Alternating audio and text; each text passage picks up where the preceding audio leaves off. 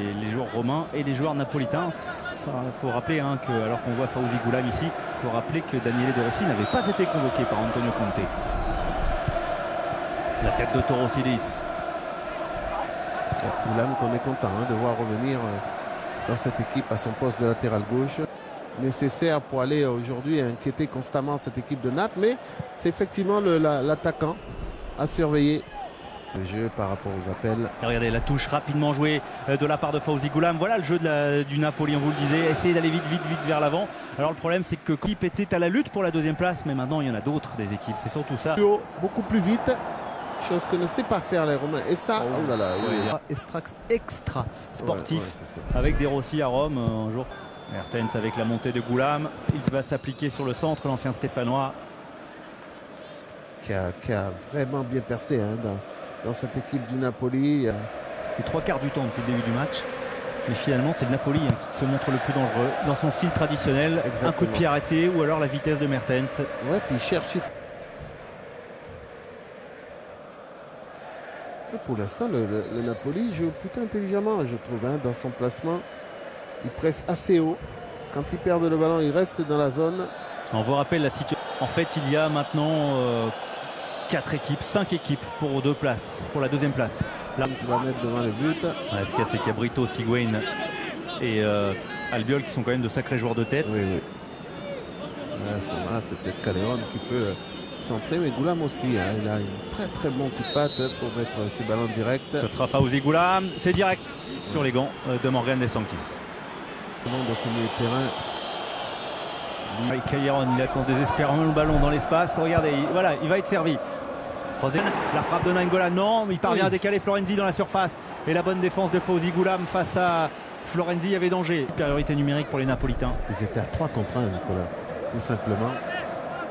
Et il a fallu d'un contrôle manqué pour que toute cette action puisse être annihilée. Et la justesse technique. Albiol. Le tourbé est chaud. Oui, Albiol s'en sort bien. Il joue avec le feu, oui. De toute façon, ça peut payer, ça peut coûter cher aussi. Incroyable.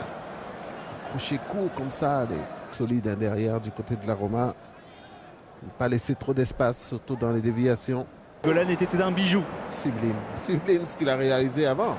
Le petit jonglage, c'est pas pour amuser la galerie là, c'est vraiment pour servir parfaitement son partenaire. Et ça, on aime voir. Ce garçon est en train de franchir un cap, car à la fois capable de fermer le coup. Mais comme c'est pareil.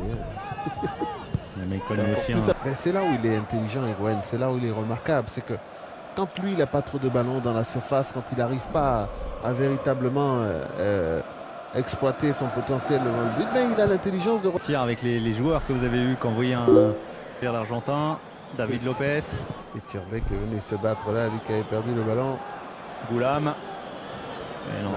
Je parlais de justesse technique, c'est vraiment un gros problème parce qu'il y a eu beaucoup de ballons rendus par les Napolitains. Mais ensuite, la conclusion n'a pas été bonne. Il pourrait même dire adieu à l'Europe, les Napolitains, s'ils venaient à s'incliner aujourd'hui. Le Néerlandais, il attend des solutions, des espaces. Fawzi Goulam au plus haut. Mais il a raison parce que c'est exactement devant. Il aurait dû poser un petit peu. En revanche, il est plus dans son couloir. Voilà pourquoi Manolo. Avec Goulam, avec Mertens d'être revenu si vite. Oui, parce qu'on ne peut pas lui reprocher grand-chose à Iturbé là sur ce coup-là. Il sait ce qu'il doit faire, malheureusement. Il y a une seconde période qui s'emballe un petit peu avec le centre pour la tête d'Higuaín. Non, ce sont des joueurs quand même qui reçoivent le ballon sans être en mouvement. Oui. Ça n'aide pas le porteur du ballon. Voilà. En revanche, derrière la passe pour Goulam, c'est pas un cadeau. Beaucoup de Jorginho, Goulam. Mertens a décroché.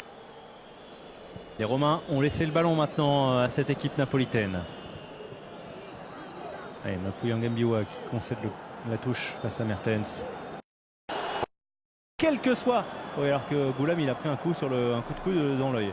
Mais jamais la Roma n'a laissé autant le ballon à un adversaire depuis le début de saison. Voilà, c'est vrai qu'il a la trace du coup de coude de Mapuyan Gambiwa. C'est pas comme ça, comment dirais-je, Iturbé.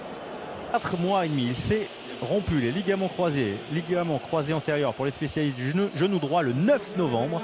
Alors qu'on revoit Le point carrément. Là. Je vois bien trouver les chirurgiens, moi. Avec une deuxième victoire consécutive. Après la trêve, finir avant la trêve internationale par une victoire. Garder au maximum dans la moitié de terrain adverse. Et surtout rester là, hein, rester dans ce pressing haut. Impuissante. Ouais, impuissante équipe. Il a failli réussir. Sa deuxième place. C'est dur pour Rafael Benitez en revanche.